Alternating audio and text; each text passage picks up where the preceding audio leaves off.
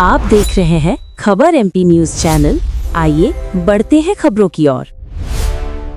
Bharatiya Janata party की उपाध्यक्ष अंजू भार्गव पर तत्काल एफआईआर दर्ज करने की मांग को लेकर शहर जिला कांग्रेस कमेटी जबलपुर ने पुलिस अधीक्षक को ज्ञापन सौंपा है। कांग्रेस ने इस पूरे मामले को अमानवीय, शर्मनाक और संविधान विरोधी बताया है।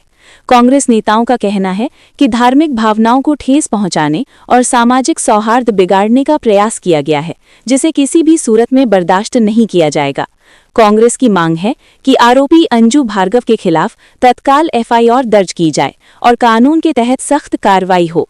इसके साथ ही कांग्रेस ने शहर के सभी चर्चों और धार्मिक आयोजनों के स्थलों पर पर्याप्त पुलिस सुरक्षा व्यवस्था सुनिश्चित करने की मांग की है। कांग्रेस नेताओं ने कहा कि मसीही समाज को बिना किसी भय और बाधा के अपने धार्मिक कार्यक्रम आयोजित करने का संवैधानिक अधिकार है।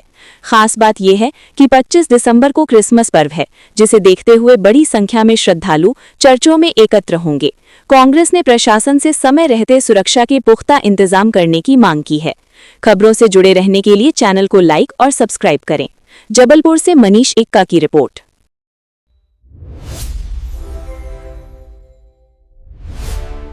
3 दिन पहले जो घटना हुई है, अंजू भार्गव भाजपा की जो उपाध्यक्ष हैं, उनने जबलपुर संस्कारधानी की जो पहचान है उसको राष्ट्रीय स्तर पे कलंकित किया है। ये अंजू भार्गव भारतीय जनता पार्टी की वह उपाध्यक्ष हैं जो भारतीय जनता पार्टी सभ्यता और संस्कृति की बात करती है।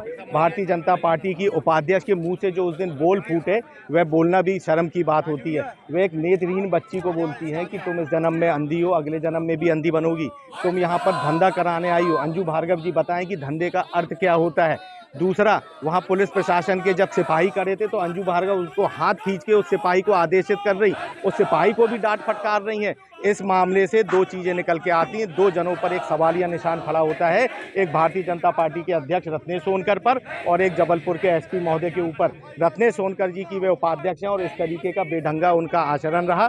दूसरा, एसपी महोदय को भी मैं बोलना चाहता हूं कि आपके सिपाही को एक कार्यकर्ता अगर इस तरीके से आदेशित कर सकती है तो जबलपुर में जो लॉ एंड ऑर्डर की स्थिति है उस पर एक बहुत बड़ा सवालिया निशान होता है। भारतीय संविधान के अनुच्छेद 25 से 28 में साफ तौर पे उल्लेखित है कि इस देश में वास करने वाले प्रत्येक व्यक्ति को अपने धर्म को मानने की स्वतंत्रता है। वह अपने धर्म को मान सकता है और कोई व्यक्ति को अधिकार नहीं बनता कि वह किसी धार्मिक स्थल पे जाके या किसी को अपने धर्म को मानने से रोके, जिसका काम अंजू भार्गव ने जो उस दिन करा है, ये मसीह समाज की उस बच्ची के साथ वहाँ पर जितने भी लोग थे उनके मौलिक अधिकारों का वहाँ पर हनन हुआ है। आज यहाँ पर हम लोगों ने एसपी महोदय को ज्ञापन सौंपा है, उनको साथ में ये संविधान का अनुच्छेद 25 और 28 जो मौलिक अधिकार जो सुरक्षित करता है आपकी धार्मिक स्वतंत्रता को, वो भी हमने यहाँ पर सौंपा है। और 24 घंटे के अंदर, चूँकि कल क्रिसमस का पर्व है, हम उम्मीद करते हैं कि जबलपुर का पुलिस प्रशासन इस मामले को गंभीरता से लेते हुए अंजू भार्गव के ऊपर एफआईआर दर्ज करेगी